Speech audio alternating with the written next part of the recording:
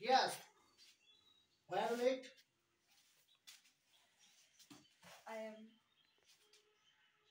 studying. So what are those different things? Traffic problem. Be straight. সোজা দাঁড়াও। Late করার জন্য তোমাকে তো পানিশমেন্ট পেতে হবে এবার। কি পানিশমেন্ট?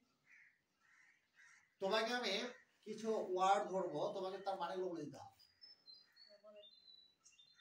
রেডি তো? Ready. Okay. So come in hand মানে কি বলো তো? কাম ইন হ্যান্ড সংস্পর্শে আসা। সংস্পর্শে আসা। এটা আরেকটা শব্দ কি হবে? এটা স্যার ভালো না বুঝতে পারিনি। টু বি ইউজড নাকি এরকম কিছু? Close in. হ্যাঁ বলো। Come in close in. Good. Come to the right. Okay. Come of age মানে কি? সবালক হওয়া। সাবালক হওয়া। সাবালক হওয়া। আচ্ছা এটাকে আর অন্য কি শব্দ বলতে পারো? এটা হচ্ছে attain majority. Attain majority. Good. Again come round মানে কি বলো তো?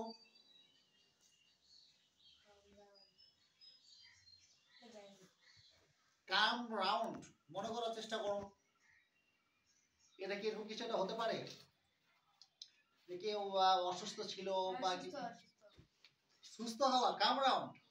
আচ্ছা এটা অন্য কোনো শব্দ বলতে পারো?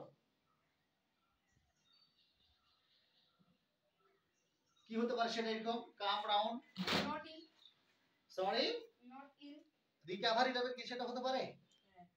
কি? রিকভার হতে পারে। রিকভার। গুড। এক্সিলেন্ট। এই তো। আচ্ছা কাম সর্ট অফ মানে কি? এটা তো মনে নেই। কাম সর্ট অফ।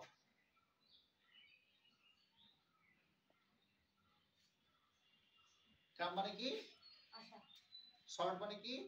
সংক্ষিপ্ত। সংক্ষিপ্ত কম, রাইট? অফ তাহলে এটা কম পড়া।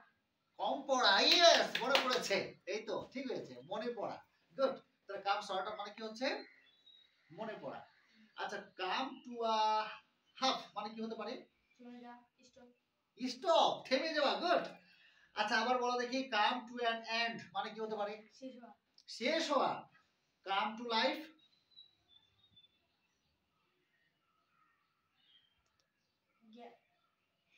কাম টু লাইফ। জ্ঞান ফিরে আসা। জ্ঞান ফিরে আসা নাকি হচ্ছে যে জীবনে আসা, কোনটা হতে পারে? জীবনে। কনফিউজড। হ্যাঁ জ্ঞান ফিরে পাওয়া। রাইট। কাম টু লাইট মানে কি? Come to light. Yes come to light মানে কি হতে পারে? এটা জানি না। লাইট মানে কি? লাইট আলো বা আলো। কাম টু লাইট মানে আলোতে আসা, তাই না? এরকম কিছু একটা